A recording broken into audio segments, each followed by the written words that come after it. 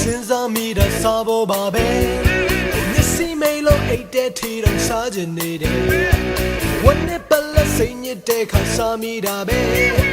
ပေါင်းတင်များနဲ့ရောင်ရင်များရဲ့စိတ်ခုန်နေလေစားပါပဲစားပါပဲငါကိုလည်းမထားနဲ့စားပါပဲစားပါပဲဘိုက်ပေါအောင်စားမယ်